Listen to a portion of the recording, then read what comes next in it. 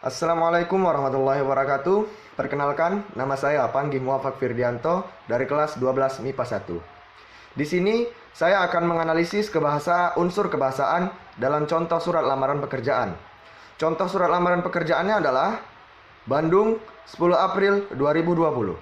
Perihal lamaran pekerjaan. Lampiran 1 lembar. Yang terhormat, Direktur Pusat Bimbingan Belajar Jalan Manis nomor 31, Bandung. Dengan hormat, berdasarkan informasi dari media cetak, terdapat perihal lowongan pekerjaan di perusahaan tempat Bapak Ibu yang Ibu pimpin. Surat lamaran ini dibuat dikarenakan saya ingin mengajukan diri untuk melamar pekerjaan di perusahaan yang Bapak Ibu pimpin untuk mengisi posisi yang dibutuhkan pada saat ini. Nama Panggih Muafak Firdianto, tempat tanggal lahir 24 November 2003, jenis kelamin laki-laki. Pendidikan S1 Administrasi Perkantoran. Alamat Perumahan Yayas Lestari 3, Blok F73 RT 38. Nomor telepon 0853 6815 73 99. Untuk bahan pertimbangan Bapak Ibu pimpinan, saya lampirkan kelengkapan data diri sebagai berikut. Yang pertama, pas foto terbaru, fotokopi KTP, daftar riwayat hidup, fotokopi ijazah terakhir, fotokopi transkrip nilai, dan surat keterangan berlaku baik dari polisi. Demikian surat lamaran ini saya buat dengan sebenarnya. Atas perhatiannya saya ucapkan terima kasih. Hormat saya, Panggih Muafak Firdianto.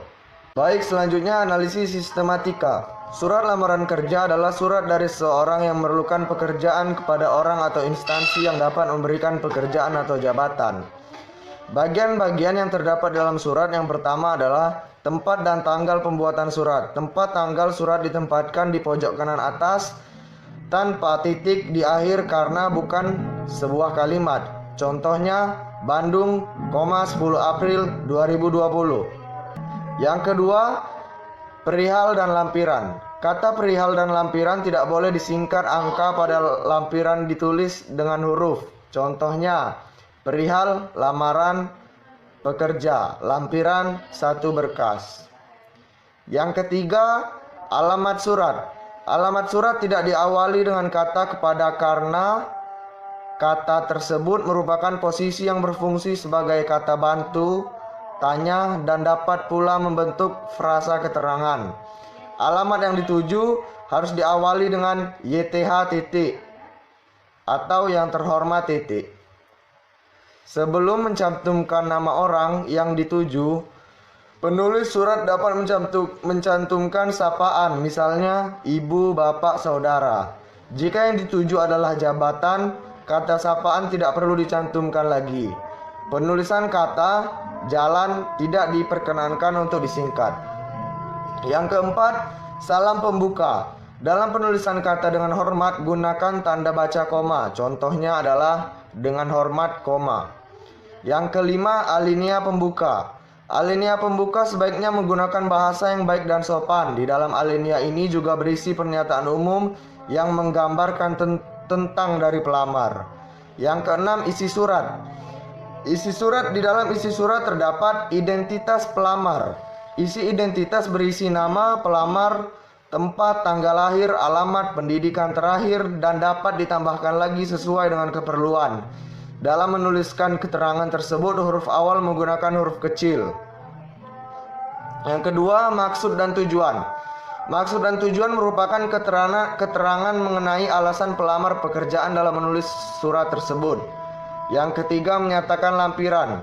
Di dalam lamaran pekerjaan terdapat beberapa lampiran tentang syarat yang telah diminta oleh instansi yang membutuhkan pekerja. Oleh karena itu, pelamar harus memenuhi lampiran yang diminta oleh instansi tersebut. Di setiap rincian digunakan pada tanda baca titik, koma, dan di akhir lampiran digunakan tanda baca titik. Yang ketujuh, penutup. Di bagian penutup surat haruslah menunjukkan bahwa pelamar ini sangat antusias dalam melamar pekerjaan tersebut. Contohnya, atas perhatian dan pertimbangan Bapak Ibu pimpinan saya mengucapkan terima kasih. Yang ke-8, salam penutup. Pada bagian awal sudah diawali dengan salam pembuka. Tentulah penulisan surat ini harus diakhiri dengan salam penutup. Salam penutup pada ini sangat penting karena sebagai bentuk etika sopan santun dan penghormatan. Contohnya, hormat saya. Yang kesembilan, tanda tangan dan nama terang. Tanda tangan ini diletakkan di pojok kanan bawah surat, lalu diikuti dengan penulisan nama lengkap. Contohnya, hormat saya, dalam kurung, nama lengkap, tutup kurung. Unsur-unsur kebahasaan surat lamaran pekerjaan. Surat lamaran yang baik harus memenuhi syarat-syarat berikut. Di antaranya, yang pertama, surat lamaran harus menggunakan bahasa Indonesia yang baik dengan benar atau sesuai dengan kaidah. Yang kedua, surat lamaran ditulis dengan tangan rapi, kecuali jika ada permintaan tertentu yang harus diketik. Yang ketiga, surat lamaran hendaknya berisikan hal-hal berikut: identitas pelamar, riwayat pendidikan, maksud pelamar, dan lampiran. Yang keempat, kata pengantar jelas, singkat, padat, informatif, dan tepat. Informasi lowongan pekerjaan bersumber dari pamflet. Pelamar mencantumkan sumber di awal. Selanjutnya, pelamar mengajukan diri untuk mengisi lowongan tersebut. Yang kelima, melengkapi bagian-bagian surat dengan norma bahasa surat, seperti penulisan unsur hal, tempat, dan tanggal, alamat, salam pembuka, isi surat, salam penutup, tanda tangan, dan nama terang. Baiklah, saya ucapkan terima kasih. Wassalamualaikum warahmatullahi wabarakatuh.